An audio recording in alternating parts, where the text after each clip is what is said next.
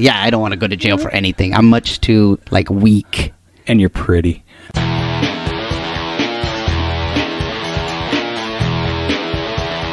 You are listening to the Stand Up Dads podcast.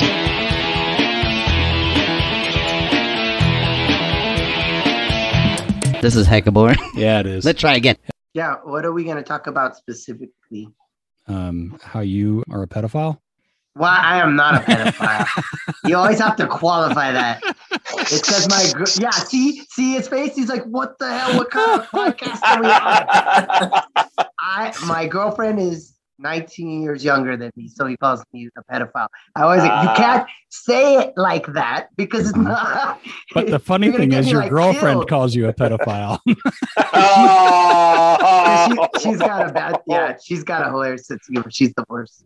She'll do it. She'll roast me the worst, and she'll start talking like she's, like a teenager. She's like, "Oh my God, Mr. Gray!" I'm like, "Stop it!" Like, we'll be out and about, like, "Come on over here." I'm like, "Oh." And that's how we start the show. This is Stand Up Dads. This is Rob and Mike. And this week we have special guests from the Pop Culture Hootenanny. It is Dan and Justin. Hey guys. Hello. I'm Dan. Thanks for being on. I'm Justin. Not a problem. We've been looking forward to this.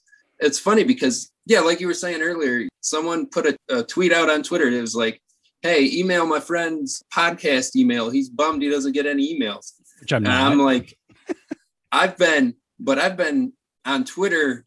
Like, we've had our podcast for about 2 years, almost 2 years. It'll be 2 years in June. Okay. Yeah. And we just started Twitter in like November because we're slackers and we are horrible at staying on any kind of schedule. Yep. Work throws a wrench in that a lot. Yeah, totally. Yeah, we do work in the auto industry, so we work like 6-10s, and it's loads of fun.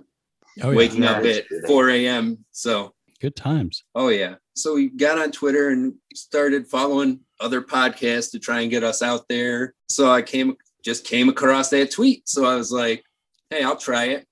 And the reply I got was, "I'm not sure how a parenting podcast and a movie review podcast would go." And I'm like, "Hey, I mean," what's funny is I got that back and we were at work. We were talking about, I have an 8-year-old and my 8-year-old, my wife and I were talking about, he's a huge Batman fan. He's a huge Joker. Okay. Like the Joker's his favorite villain. So we're like, is he ready to watch The Dark Knight? So that's where we got this conversation started. I was bringing it up at work. We were talking about it. I was like, I don't know. Is Noah ready to watch The Dark Knight? He's 8. He's mature enough for an 8-year-old, but The Dark Knight, the violence in The Dark Knight, I mean, it's not like hyper violent compared to some shit. Yeah. But is 8 too young for that? So then we were like, well, when is too young to watch this movie? When is too young to watch that? Right. Yes. It's really at a parent's discretion. Yes. I know there's definitely movies that I seen way too young when I was looking back at movies, because I was born in 82, and I know for a fact that I've seen Commando, Predator when I was probably 6 or 7 years old, which is probably far too young to watch those movies. But at the same time, I don't think they fucked me up. I haven't heard enough of the episodes to be able to pass judgment on that. Not too bad anyways. Not too bad anyways. As someone who, my weekends were spent with my father, and we would watch movies. That was the thing, right? Because his work schedule was different, whatever. But I always loved that feeling. I loved going to movies. I loved going and watching. But as time got older, I started obviously wanting to broaden my horizons, right? What time, Terminator 2 is what? 92. 92. 92, I saw it on HBO the following year. I was 13 years old. Now, granted, I knew kids in 5th grade that were watching Demolition Man, Bloodsport. Let's see, Universal Soldier. Basically all the Jean-Claude Van Dammes that came out. For Mike and I, our generation, it was Bruce Lee. Yeah. Yeah. I mean, So yeah. But it is, yeah. And the thing is Bruce Lee in Kung Fu had that mystical art style thing, right? There wasn't a lot of broken teeth and femurs popping out. You know what I mean? Like, but you still had the ones where I remember there was one, those dubbed old classic films where I can't remember the name of the movie, but there was one where a guy just does a punch and you see he goes 4 fingers into this guy's abdomen and pulls out, you see 4 perfect holes. And it's like, and I was probably 6 when I saw that. Just like, it's probably like a Wu-Tang collection one or something.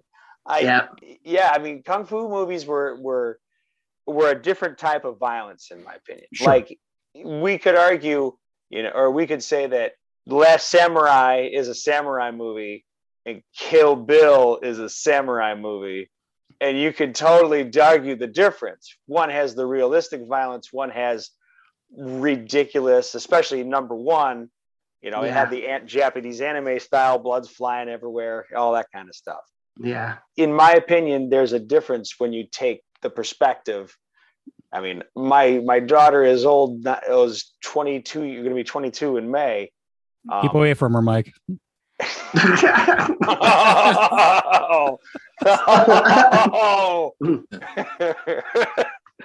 Okay. He'll never. Sorry. Yeah, he's like, oh no. It's all right. No. He just took a screenshot, is all he did. He's all, hold on 1 minute. Honey, if you see this guy run. You ever see this fucker? I'm gonna kill him. But when she was when me and my wife first were together, we would watch anything, and Game of Thrones would come on. And what if you remember the first 2 seasons of Game of Thrones was like every other episode was tits and ass, right? Yeah. Right.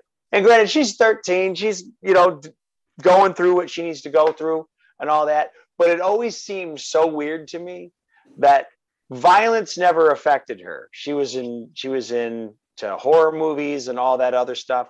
Violence never affected her, but she always would walk in right as somebody is lifting up a shirt, or somebody's enticing somebody, or or Littlefinger is telling the whores to fucking be more whorish. You know what I mean?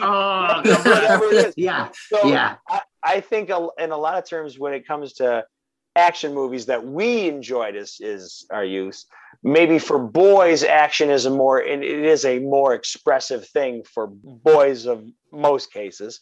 But for girls, it's more of the contextual content, all that kind of stuff. At least that's the way I always got, because you could show me Predator when I was 5 and I think it's sweet. You could show me Predator now and I would still skip this podcast to watch Predator. Probably better off. Right? No offense. Thank you None very taken. much. I'm just using it as the totally get Predator. It's a different type of violence, and we can deal with that. I think context is the bigger issue these days when it comes to that kind of stuff. Yeah. When you talk about your kid walking in, I remember I was in high school watching Deliverance. Yeah. And I was at the squeal like a pig scene where he's riding. Oh, no. And my fucking dad walks in. He's like, what the hell are you watching? And I'm like, he's all right, boy. Right. Where did I go wrong? Yeah. So he thinks I'm into, I don't know. That's the worst. Good job. So many things happened at that one moment. Yeah. So many. I know. Sorry. Although I did notice, though, after that, he wasn't so upset when I brought girls around. And I wish I was kidding. But oh, man. That's so, I mean, funny. I'm just thinking about like awkward stuff to watch, both as a parent and as a kid, like awkward things you watched. I remember, what was that Mel Gibson one with it was like the Native American, like pre-Columbian Apocalypto. Yeah, that's a good. So here I am. I don't know if I was married yet, but I went to see that with my in-laws, and there's a lot of fucking going on in that movie. And holy shit, I wish I could have been anywhere else but there. And they were cool about it. Right. But I know they were thinking the same things, like, fuck, I'm here with my daughter and with the guy. Okay. And we're watching this awful stuff. I mean, do you remember any of those with your kids or parents? We used to trick my mom into like we got to see, and it's a whole thing where it's a different generation where it's like the movies that came out then and the fact that we even care what our kids are going to watch. Like I would randomly get to see like The Omen was on at 8:00, cut unedited. And I think I was like 6, like, and I was like, ooh, like the crap out of me. Watch the big fake head fly off and stuff. And we were up, I don't know, it was like Stripes, that movie with like Bill Murray and stuff. That one, my brother and sister had talked her into taking us. And like nowadays, that would never happen, that you could be like fooled into. She was just like, oh, okay, we'll see this movie. And then we're like in there with her, like, what is this? You know, I tricked her into taking me. She's like, you did good on your report card. What do you want to do? I'm like, well, I want to see Trading Places. And there's like a topless not a bad one. It had like a topless scene right away. And like, yeah, so she was like, oh my God, I'm a bad mom, you know? I'm waiting for you, Billy Ray. I've been waiting for you, Billy Ray. Yeah. That's that scene. Yeah, showing pictures or movies now to my daughter. It's like, we watch Hocus Pocus, and that's like 92.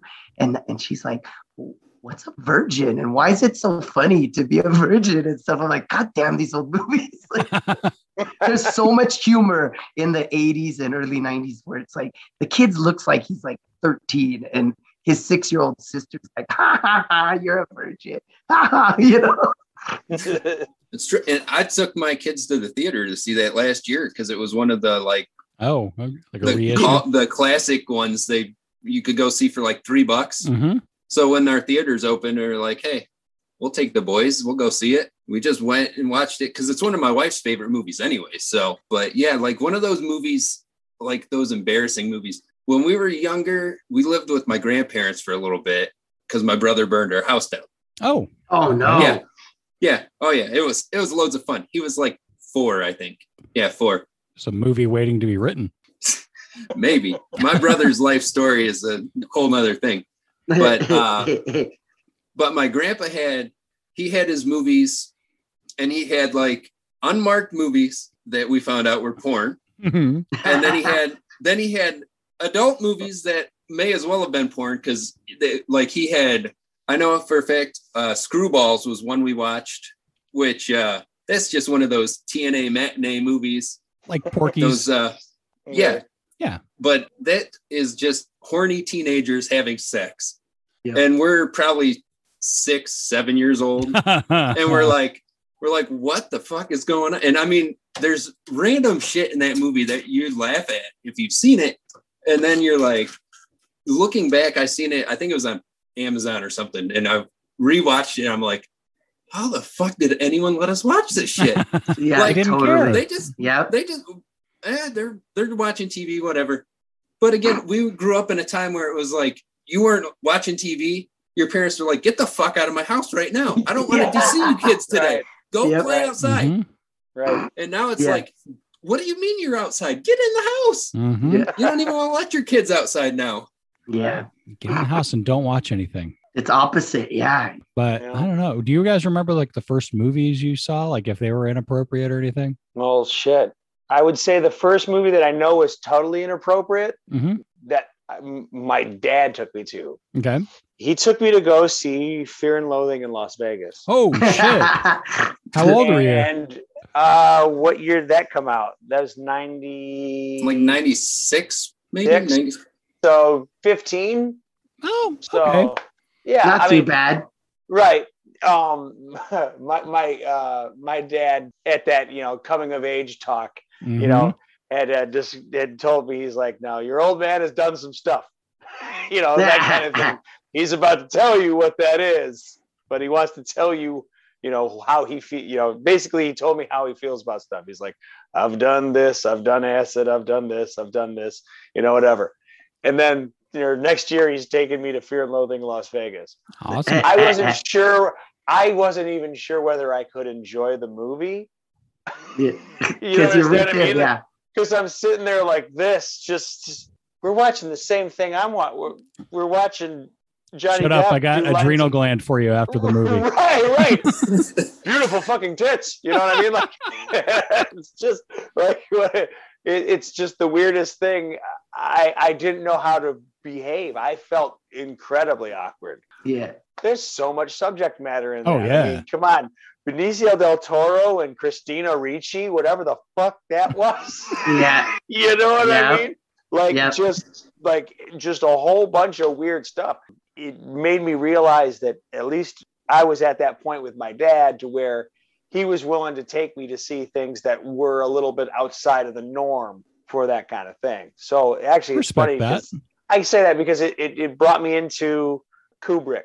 It brought me into, you know, as far as pop culture is concerned, one of my favorite albums, and I don't know how popular it is, but The Doors, The Soft Parade. Mm-hmm. I don't know if you ever heard The Doors, The Soft Parade. A couple of drugs here and there. Fucking album. Right. It's a very trippy album, but I enjoyed it. Right. And I don't think I would have ever done that unless he had done that one thing. I'm just saying, you know, kind of little, the more you know, some kind of thing. I know some special things. So, yeah. Dan, first movie that was weird growing up? My sister, she's 6 years older than me, took me and our neighbor to go see Ace Ventura. And I was I think I was 11. And the scene that got me was the blowjob scene at the beginning where he like grabs the ceiling. And being 11, you're like, okay, why is he grabbing the ceiling? What's going on here? And my sister's cracking up, and all the older people in the theater are like laughing hysterically. I'm like, I don't know what's happening here. What the fuck is going on here? Yeah. And then you're just like, later you rewatch it and you're like, I get it now. Now I see why it's so fucking funny. Yeah. And being an 11-year-old kid in the theater, like he's just like dancing around holding the ceiling. I don't get it. I forgot about like that was definitely one of the weirdest scenes. Like at the time you're like, you don't think anything of it. You're just like, you see everyone else laughing, so you start to laugh. Then you look back and you're like, oh yeah, now that's fucking bizarre. Like they let me see this at 11. How did you react when you found out she was a he? Right? Yeah, at the end. Wait a minute. Wait. At the end, I think you feel like the cops do. Right. I don't see. That's another. We couldn't even see that movie again these days. Yeah. Like you couldn't even make that movie now because of that whole scene at the end. He was kind of pretty.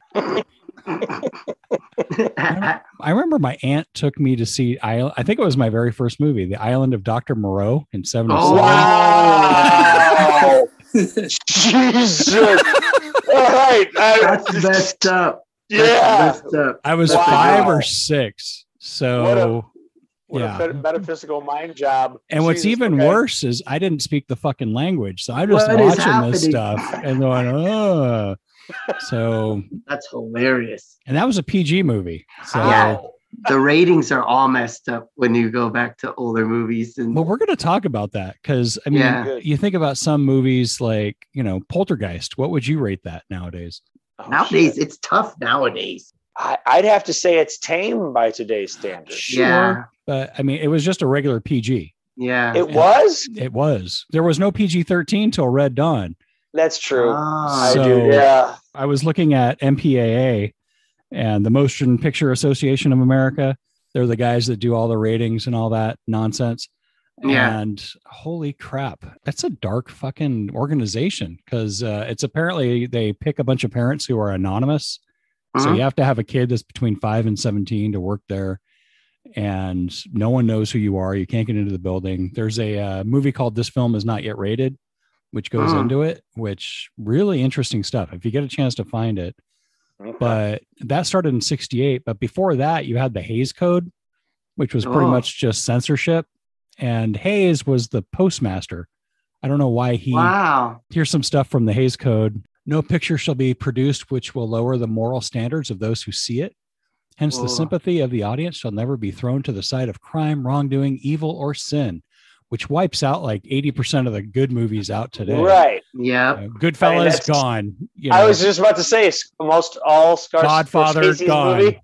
Like every Scorsese movie, Law, natural or human, shall not be ridiculed, nor shall sympathy be created for its violation. So there goes 7. They prohibited nudity, suggestive dances, discussions of sexual perversity, superfluous use of liquor, ridicule of religion, Miscegenation, which I had to look it up, which was the interbreeding of people considered to be of different racial types. Oops. Wow.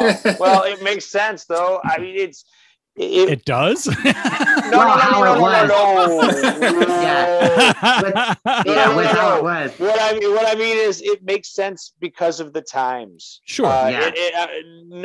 It's the moral compass was correct. Yeah. I'm saying, but yeah, it was. Yeah, so they got rid of that, and in 1968 they made it voluntary for film studios. But voluntary is a tricky word because if you don't get rated, you don't get put out there or distributed. wow.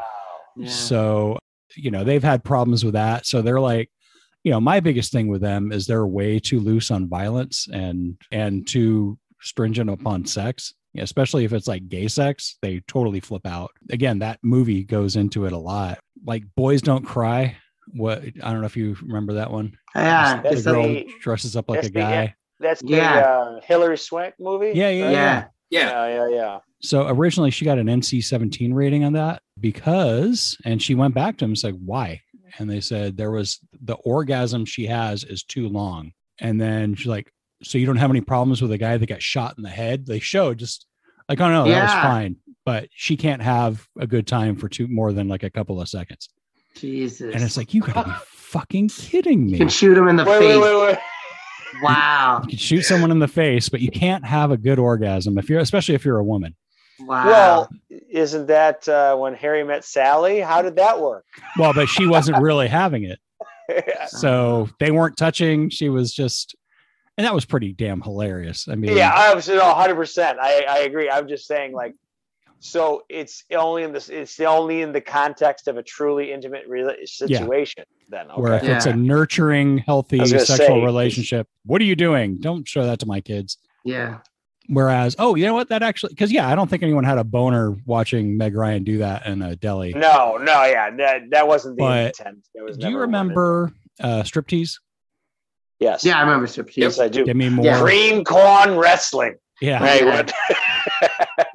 Fucking Burt Reynolds covered in Vaseline and calibrates. Fucking. Yeah. And actually, you know what? The book is actually pretty good. I love Carl High Acid, but the movie was it became like a Scooby-Doo video. But the same month that Striptease was released, they released Hunchback of Notre Dame from Disney. Okay. Yeah. And Esmeralda was drawn based on Demi Moore, who at the time was like the hottest woman on earth.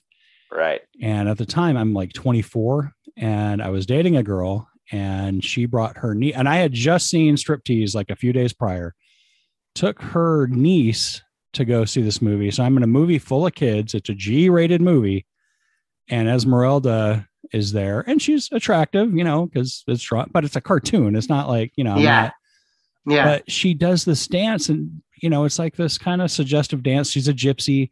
She grabs a soldier's spear and pretty much uses it as a stripper pole. And I'm like, whoa, and I'm like, okay, this is kind of weird. And then later on, and it gets dark, like the bad guy is like, you will have me or you'll die in the fire and all that. Yeah. It's an odd movie that they picked. That one was always like, why'd they do this? And then seeing it's not something I ever thought of as like, I'd really like to see the Hunchback scene. Yeah. Yeah. This would be a wonderful movie to make, let's make Les Miserables next. Well, he's just like Javert, but anyway, there's this thing where he's like singing into the fire, and then the fire takes the shape of Demi Moore and does this seductive dance. And I'm sorry, I was sporting wood in a theater filled with kids. He's feeling. That's so nice. I'm like, I could not get up to get popcorn right now if I wanted to, because I'm getting a boner from a cartoon on a G-rated movie. So I'm sorry. I mean, partly because I had just seen Striptease like a couple of days before, and it's like it brings one to the other. Yeah. But there's Demi Moore. She was gorgeous. She was, but she still kind of is. I mean, I know. It's just the whole. That happened to me too with Lady and the Tramp. Stop. Just can't look at a beagle without getting upset. No, she's pretty. She's. Gross. Anyway, but there were so many things. I saw this thing where it was talking about how the US is kind of really regionalized as far as what they care about. So like the East and West Coast, they're more concerned about violence, which makes sense. Southerners mainly just care about offensive language. So you can have a film where you rape and kill dozens of people, but as long as you don't have a potty mouth, you're good. So long as you're speaking that kind of elegant Southern talk. You speak the Lord's English. Is there a Lord's English? I don't know. I think sounds right. It sounds right. You speak in the King's English. That's what you're doing there. There you go. And then the Midwest is about censoring sexual content. You guys are in Ohio, right? Yes. I mean, does that ring true there? Ohio, I consider partly East Coast-ish. We're a unique climate in Toledo compared to the rest of Ohio. But I would say there's a general with older viewers and our age group. Yes, that kind of, there's still a little bit of, let's be tasteful. But it's, I think again, it's based more on how many people are going to movies, how many people are, it's a hard thing to say. I just think that majority of city folks, probably not. Got it. But you go 5 miles outside of the city and I don't know. Yeah, it's weird because we're, like you said, we're in Toledo. So we're basically at a crossroad for Detroit, right? Chicago, Cleveland, Columbus. Like we're right in the middle of all of that. Right. So we get a lot of stuff. There's a lot of culture intersecting at us everywhere. Got it. It's we're like the number 1 hub for sex trafficking. So you just don't want to see it in movies. Just right. We'll harbor sex trafficking. We don't want to see it on the screen. Fair enough. Don't forget the heroin. Oh yeah. We got. I always figured it'd be more of a meth thing, but okay. No. We got big heroin. Lovely. Actually, it's kind of funny with the heroin stuff because we are a union. We're in the UAW, and our previous chairman we just had that was just voted out 2 years ago is a 2-time heroin offender. He's served prison time for like 16 years for dealing heroin. And then he's been busted twice since he got out of jail. So he's ratting on someone because he's not back in jail. So he's a huge dealer. And then at work, he's posting flyers about the opioid problems in the area. It's like, well, you're causing the problems, buddy. Did he have a Marion Barry moment? Man, you remember that in DC? Bitch set me up. Oh, yeah. Nothing like that. Because he's just... I don't want to speak ill of him. He might come after me. I don't know. Yeah, I would hate for someone to lose their job for getting on this stupid podcast. So. No. I think we're flying way under his radar. The guy couldn't even send an email, so I'm sure he's not listening to podcasts. It's hard to warm up the spoon and type at the same time. But... yeah. So, see, sex, no. Drugs, we fine with drugs. There's Train Spotting. Right. See, that's another movie. I've probably seen that movie way too young. But I've never done drugs because I saw that fucking movie. Which one? Train Spotting. Train Spotting. Oh, that's a good one. That's a good one. If there is nothing else to scare you away from drugs, watch Train Spotting. Requiem for a Dream hopefully scares you way more than Train Spotting. That's another good one. That'll scar you. That's like therapy worthy. When I was like 12 or something, I saw that Less Than Zero, and that has it's a dumb movie, but it has Robert Downey Jr. at one point where he's like needing his drugs. He's about to give a blowjob to some guy or something. I was like, oh! And actually, that was actually live footage. It had nothing to do with the movie. Yeah, I was like, I'm not doing any cocaine. That was just starting his habits. Yeah. Like, we got to put this in here. I sucked your dick. Yeah. It totally was like that. I was like, okay, cocaine's off the list. Talk about a guy who turned it around, man.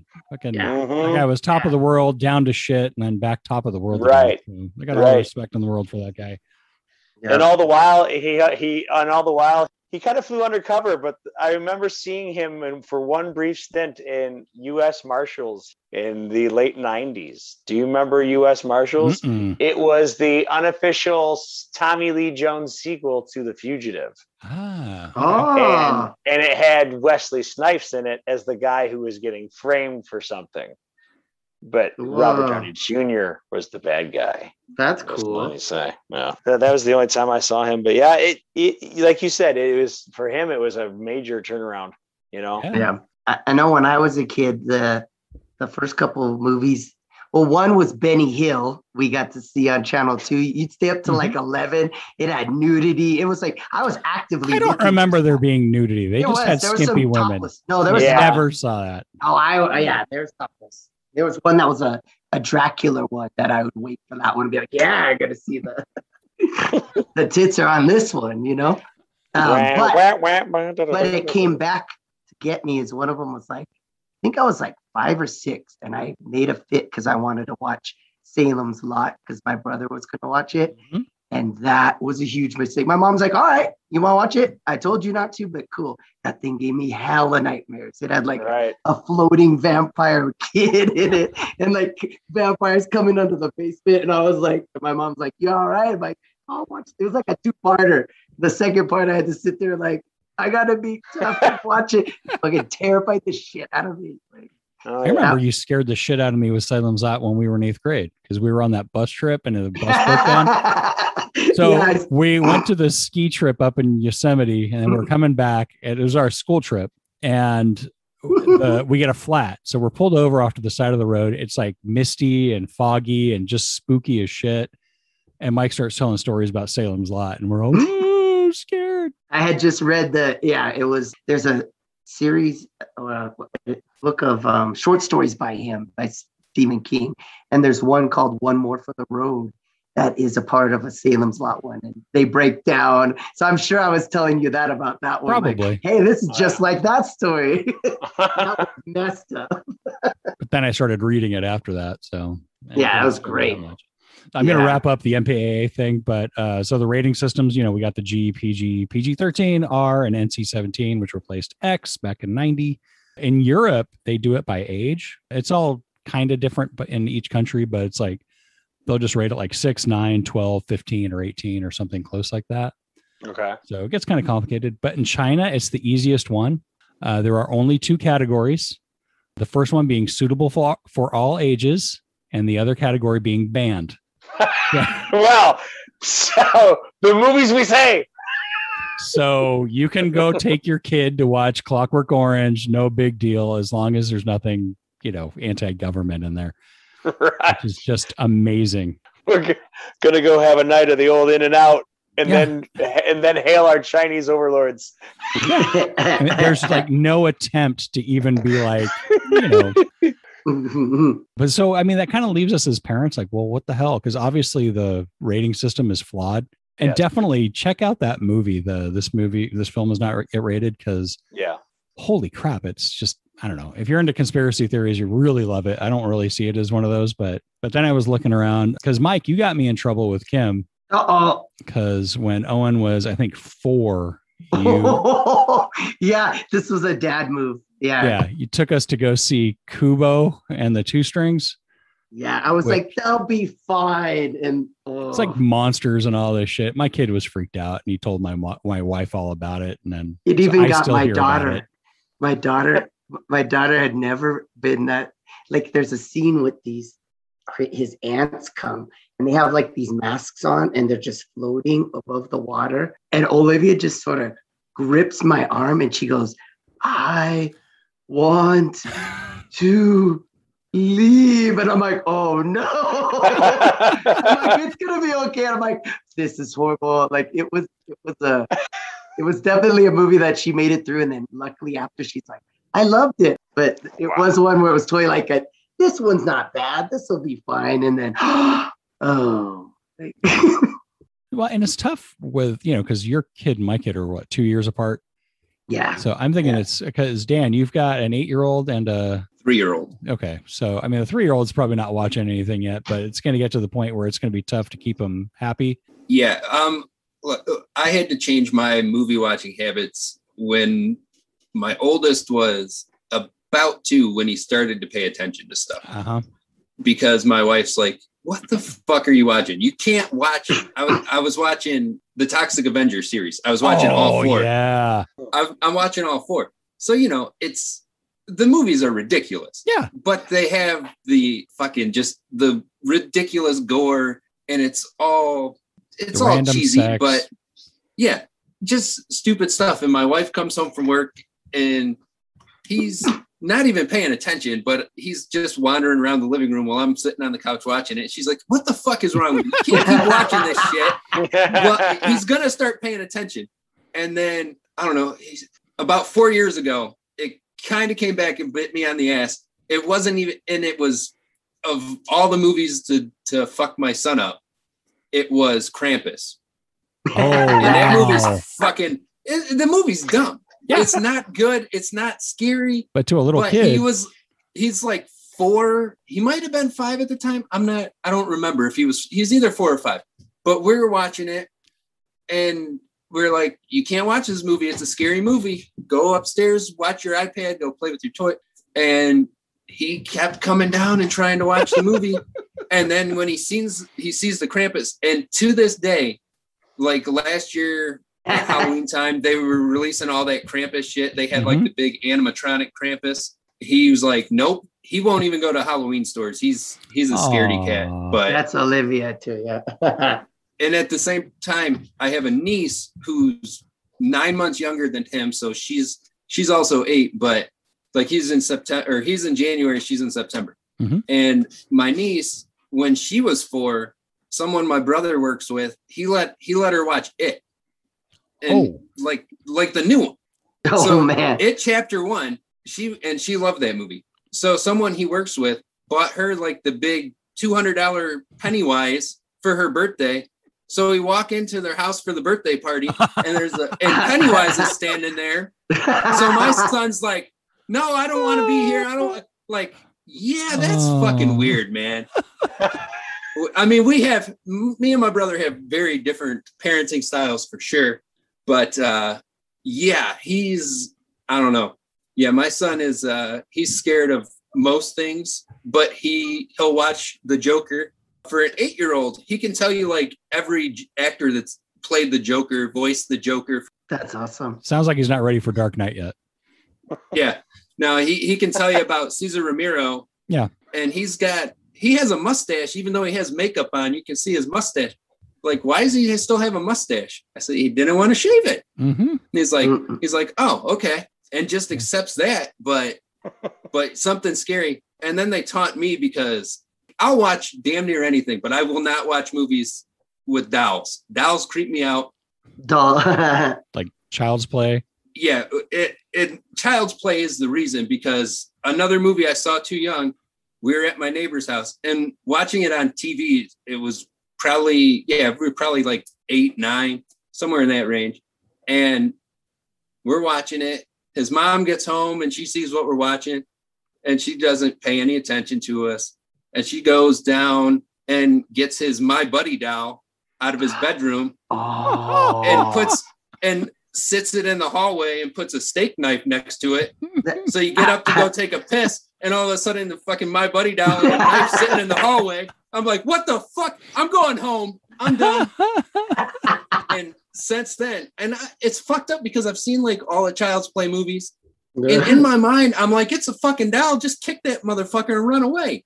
But doll movies fuck me up. I can't watch them. So to fuck with me, there's like, I don't know, some YouTube video of a dog dressed up in a Chucky costume and it just runs across the room. Yeah. They try to get me to watch that. I'm like, no, I don't want to fucking watch this. They just put it on right before we came down to record today. He was watching some YouTube video and he turned it on because my mom was over and he turned it on to show her. He's like, hey, Nani, look at this one. And I'm like, I just go, what's wrong with you? And I said, I got to go record my podcast. I'm leaving. Using it as a crutch. That's awesome. If I may, I have a story that I would allow you younger fathers to deal with. in this situation. Back when I was younger, I used to work for Kirby vacuum cleaners, selling Kirby vacuum cleaners. And I liked it, did a good job and all that stuff. But one time I got an appointment in this house. It was brand new construction, young family, maybe late 20s, 3-year-old kid, right? 3-year-old son. And I walk in and he's got a play school chainsaw. Why do they have a play? Why does it even exist? Lumberjack kids? Right. Well, my kid's got a toy play chainsaw. Okay. Okay. Well, I think nothing of it. I proceed to do my vacuum demonstration. I'm pulling the dirt out with the pads, and I don't know if anyone's seen it, but showing what the thing could do. And in the background, I noticed the TV is playing the Texas Chainsaw Massacre. The new one, the remake. At some point during my show, the boy comes up with his chainsaw and pretends to saw off my limbs while I'm doing the demonstration. And then he goes across my stomach. I'm trying to maintain as much composure as I can, but I'm like looking at these parents like, I know I'm inconveniencing you with this demonstration, I guess, but like, can you? And I was like, is this what he likes to do, huh? He's like, oh yeah, that's his favorite movie. Watch him all the time. Wow. They must love it when the Jehovah's Witnesses come by. Oh my gosh. Awesome. I just have to say that it's like, I don't know if I witnessed a future serial killer in the making or whatnot. And I say this. You should see if he's locked up. Right. I couldn't remember the name. It was 20 years ago, but he'd be 22, 23 years old. Well, it was 2005. So he'd be like 18 right now. It is crazy. I don't know. That's hilarious. It just furthers that Ohio's fine with violence as long as it's not sex. Yeah. See? Right. So what's a parent to do? I was looking around because Kim, my wife, will base a lot on the ratings. I'm like, the ratings don't mean shit, as we've established. But there are websites out there if you're wanting to look at that. There's one called kidsinmind.com. And then the one I like more was Common Sense Media.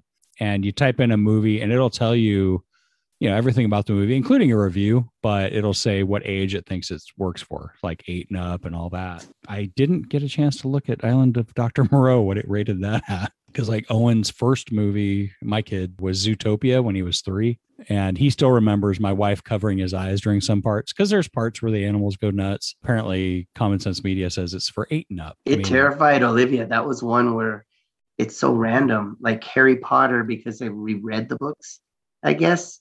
When we watched them all, she was like 8. None of them scared her.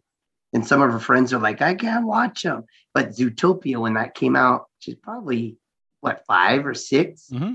And the part where the animals get all like wild and feral scared the crap out of her. She was like, no. So that's why I agree with Dan, where it's like, it's totally case by case. Like, Oli can't go into a Halloween store, but she'll watch like those Harry Potter ones or stuff. But she watches the Marvel movies with me now. And so I just keep quiet. It's just like, let's see how it goes. Mm-hmm.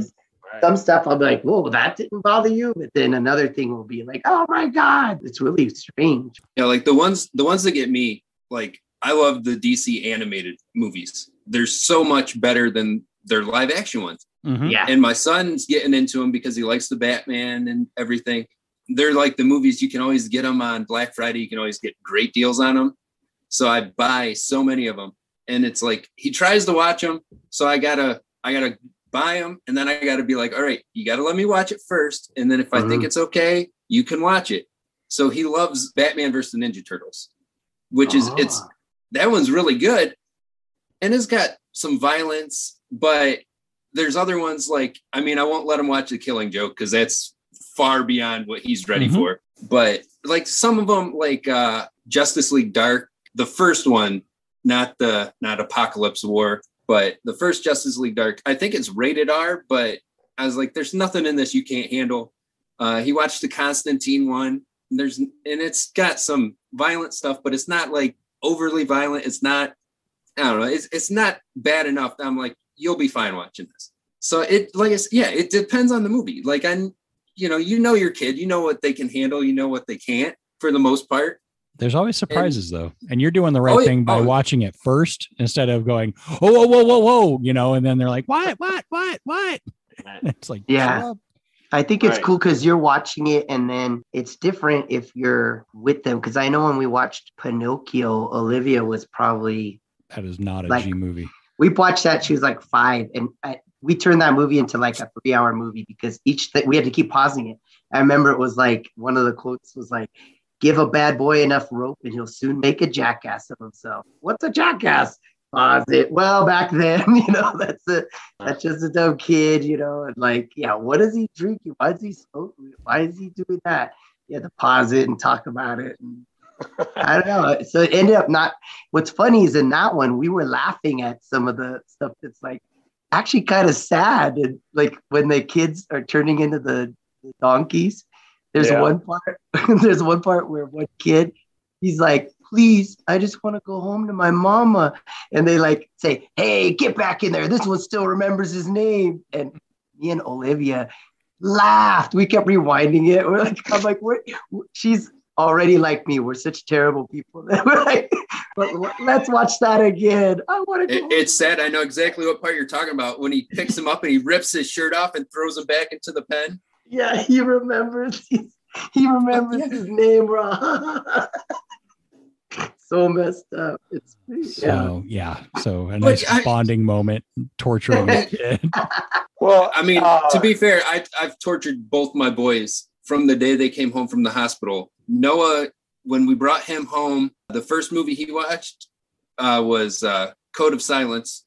His first movie was a Chuck Norris movie. Oh God! Wow, that's torture for an adult. Whoa! Come on, it's Chuck Norris. Walker, Texas Ranger. Come on. What did you say, Chuck Norris? My screen just goes black. He's taking us out one by one. Very good. And what was the other one's first one? Also Chuck Norris, Delta Force. Oh, feel like now he's just sucking up to Chuck Norris now. Yeah.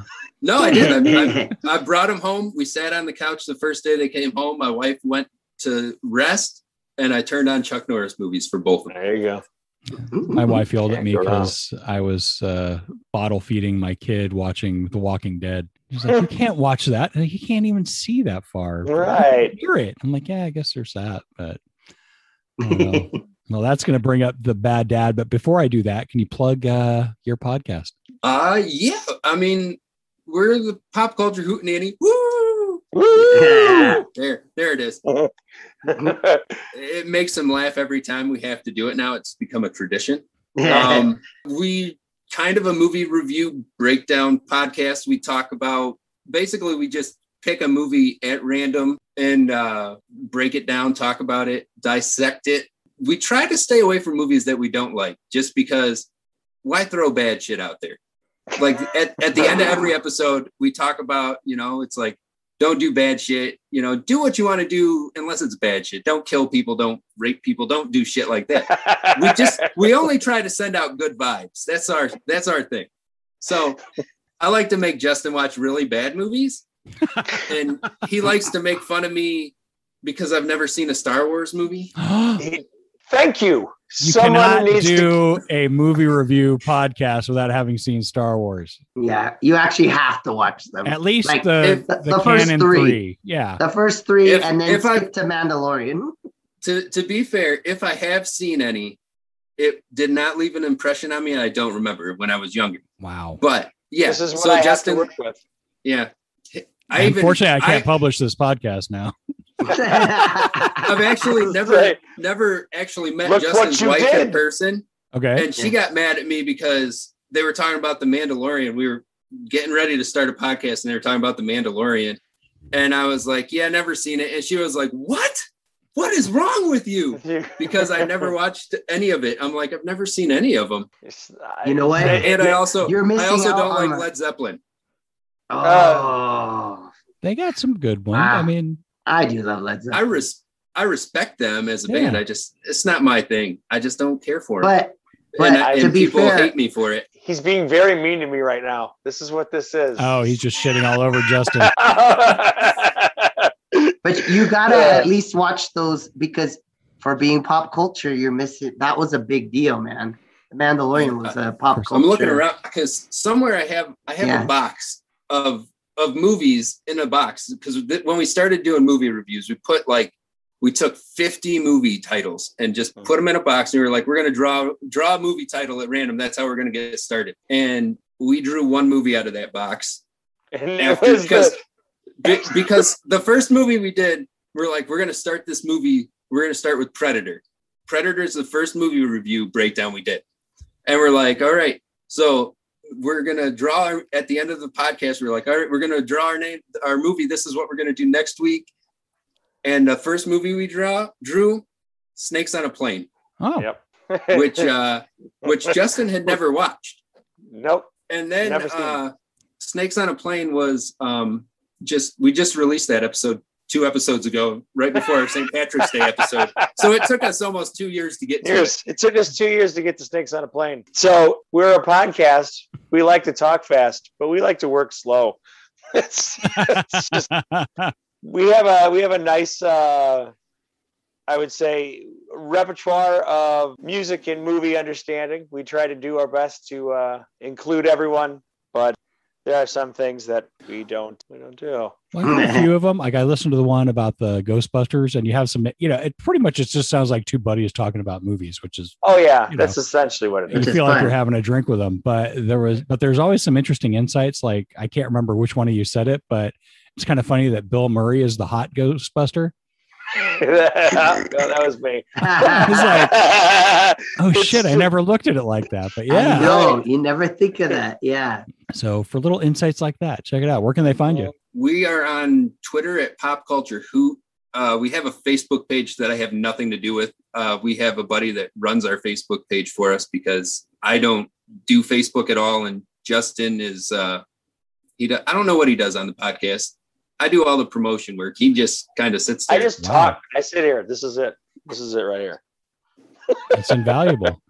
Well, I'll get the links from you guys after this, and I'll put them on the show notes. That's about it, though. I mean, we like to just talk about random nonsense, and we very often get sidetracked when we're talking about pretty much any topic. We try to review a movie and stay on topic. Mm-hmm. It doesn't work very well, though. No, just like life. Well, that's basically it, right? Well, if you need some help staying on topic and you need some attention and an energy boost, go to Seattle Gummy Company. They're our sponsor. They make high energy mocha shots. Each gummy has as much caffeine as 1 cup of coffee, works 5 times as fast, and costs half as much as you would spend at a chain coffee shop. Click the link in our show notes, enter the code StandUpDads15, get 15% off. And if you see another bonus going on, enter that code too. You can combine them and save on your caffeine. I actually used the CBD ones because I went to the dentist yesterday for the first time in 6 years, and I am kind of dentists to me are like doll movies for you. And I was getting all antsy, so I took a couple of CBD gummies, and I was all mellow. So it worked out nicely. Although I do have a horrible gag reflex, but she's gonna kick me out. Is that a callback? No, was it? I don't know. Seattle Gummy Company, Stand Up Dad, tested and approved, get shit done. And then finally, we've been neglecting this. Mike, a couple of months ago, had an infidelity with another podcast. Oh, that was, my friends, they had a comic one, but it took a long time for them to get around to being able to publish it. So yeah, it was a cool one. They go over kind of like you guys do with movies, they do it with comics. So we had talked about this newer version of the called the Immortal Hulk, which is a great series, and we kind of talk about it because they kind of take the Hulk and they make it into sort of a horror comic. Like it's really messed up and really cool. Like you'll read that and it's like, wow, man, they've taken this where you wouldn't think you could do something new with a character, and they did. They made it somewhere where it's like a Hulk mixed with something like Robert Kirkman Walking Hulk Dead. does gay porn. No, it wasn't that. It wasn't that. Well, Mike will give me the link for that, and I'll put that in the show notes. Yeah. Check that out. If you want to hear what Mike does when he nerds out without me here to rein him back in, definitely that check was a this nerd out. fest. That's why I was like wanting to hear more about. I feel guilty. What you guys were talking about. Oh yeah, that's what we do. Oh, It's like, I feel like I'm taking Mike next to a dog park and I won't let him off the leash. And it's just like, please let me run. Just let me play. Come on. Yeah. Comics, please. Yeah. You always go, he'll always be like, stop. Enough of that. I'm like, oh, no. And the good thing is I can edit, so no one hears that part. So this next segment, it's the bad dad. We do this mainly because I'm a shitty parent and it makes me feel better when other people are worse.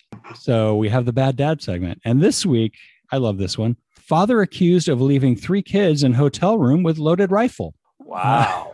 Fuck? Let's see. This is in Florida, of course. Of course. Florida man. Yeah. Police. Are you? Oh, yeah. Fucking Dolphins. Really? That's right. I'm a Dolphins fan and a Florida State fan. That's a Seminoles helmet next to it. I'm just anti-Florida, but although I love my listeners there. I hate the state. Oh, do you? You just like the teams? I hate going to Florida. Mm-hmm. I lived in Florida for like 3 years of my life, and I hate the state. Okay. So we're on the same page. Yeah. I've never had a good time in Florida. Anyway, so police said they found the father outside the hotel, passed out drunk in the driver's seat of his car. Wow. And he's a 40-year-old dad. He was accused of leaving his 3 kids in a Newport Richie hotel room with a loaded AR-15. Wow. Yeah. Apparently he's from Indiana, though. That's a horrible way. He got charged with child neglect. That seems like not like the right charge, but not enough. I mean, your kids are they're alone, but I feel like there should be something with that weapon. Yeah. That was to protect him. But yeah, he left the kids in the room while he went out drinking. So anyway, he was outside of the hotel, passed out drunk. He told the cops he only had 6 beers, but he was smoking marijuana.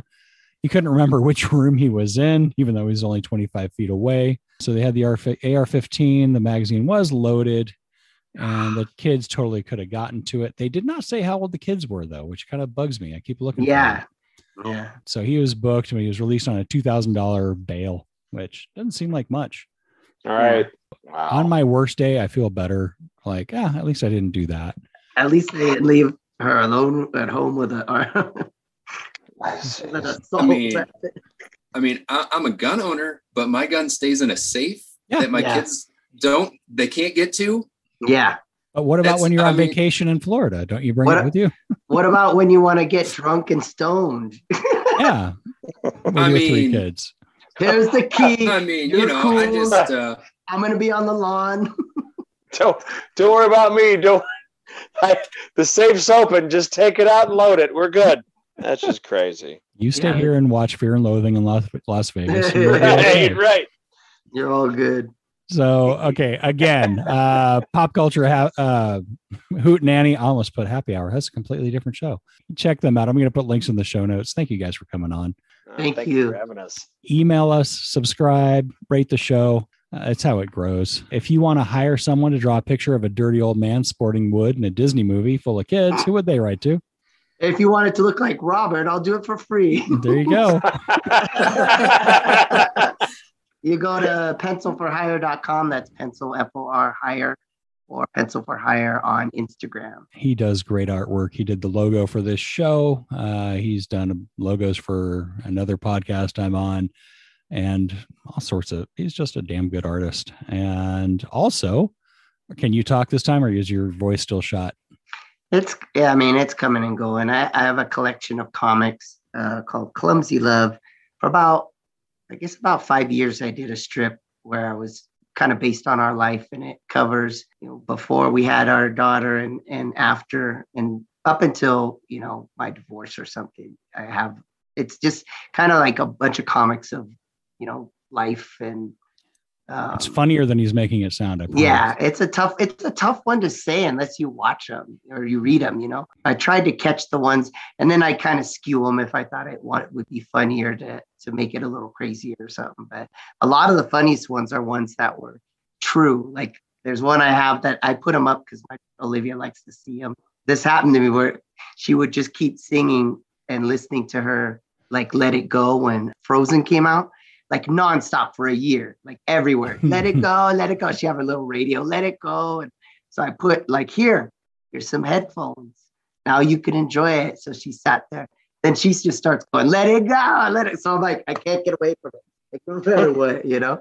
So it's a bunch of comics like that. And like, so order that. And when you do that, go click the link in the show notes again, Seattle Gummy Company. Get those mocha shots. They're damn good and effective. And get my side project, The Gag, on this podcast. We had Adam Nutter on this week, hilarious New York comedian. And I guess he's producing some stuff with like Big J Okerson and stuff. So it was kind of a big get for us. It was an interesting show to have. So go listen to it.